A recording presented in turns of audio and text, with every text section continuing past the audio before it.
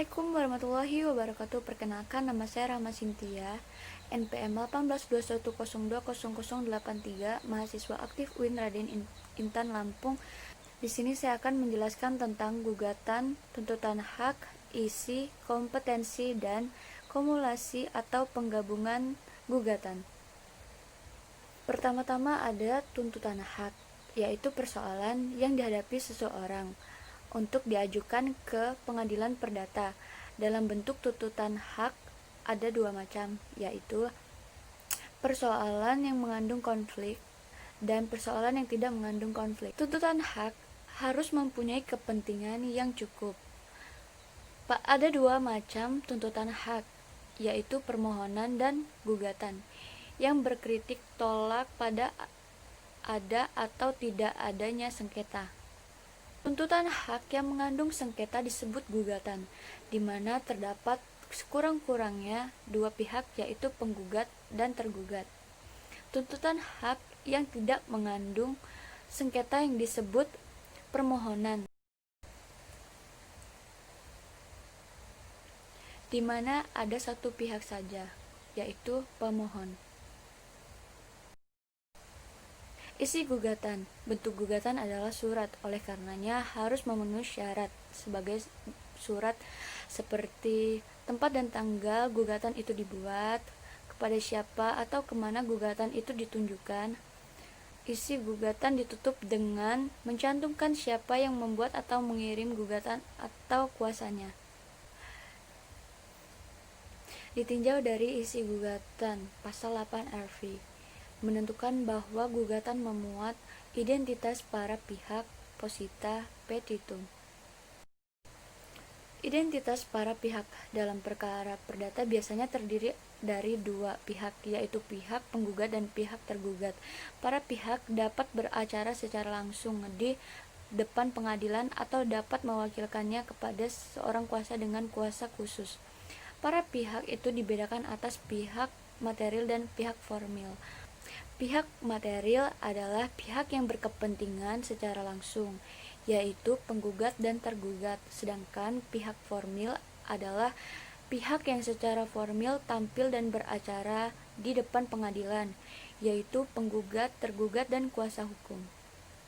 Identitas para pihak tiada lain adalah jati diri atau ciri-ciri masing-masing pihak, baik penggugat maupun tergugat, terutama nama dan alamat. Di samping itu, untuk menambah kelengkapan dan kesejahteraannya, biasanya perlu dicantumkan umur pekerjaan, status perkawinan. Untuk perkara-perkara tertentu, perlu pula dicantumkan agama seperti dalam perkara perceraian.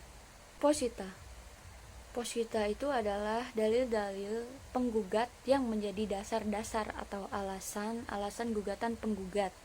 Posita ini memuat dua hal pokok dalam uraiannya, yaitu pertama, dasar atau alasan-alasan yang menguraikan mengenai fakta-fakta atau peristiwa atau kejadian yang mendeskripsikan duduknya masalah. Di poin kedua itu ada dasar-dasar atau alasan-alasan yang menguraikan mengenai hukumnya, yaitu memuat hubungan hukum antara penggugat dengan tergugat, hubungan hukum penggugat atau tergugat dengan materi atau objek sengketa. Petitum. Petitum itu adalah apa yang dimohonkan atau dituntut supaya diputus demikian oleh pengadilan. Dalam putusan pengadilan, petitum ini mendapat jawaban dalam amar atau diktum putusan pengadilan. Kompetensi. Dalam hukum acara dikenal dua macam kompetensi.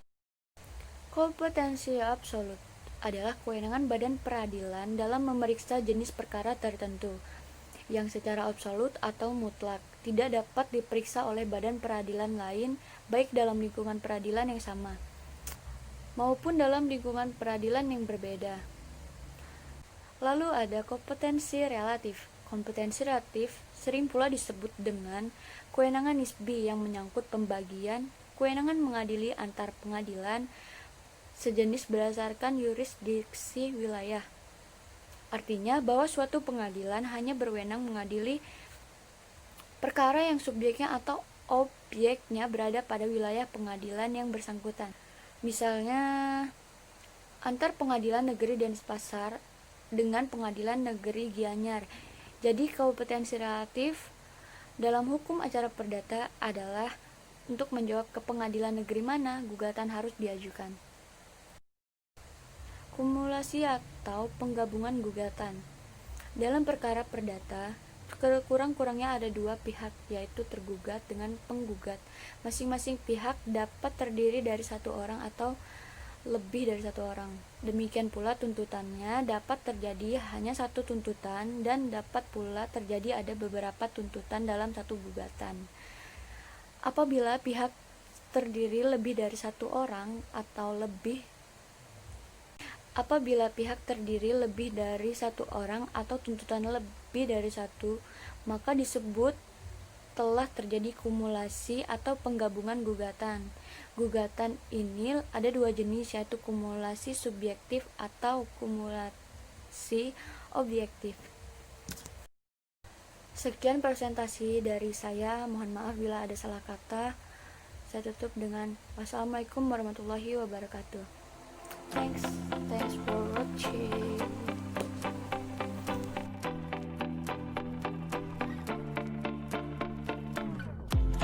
아쉬울 것도 없어 진짜 할 만큼 했어 난 어차피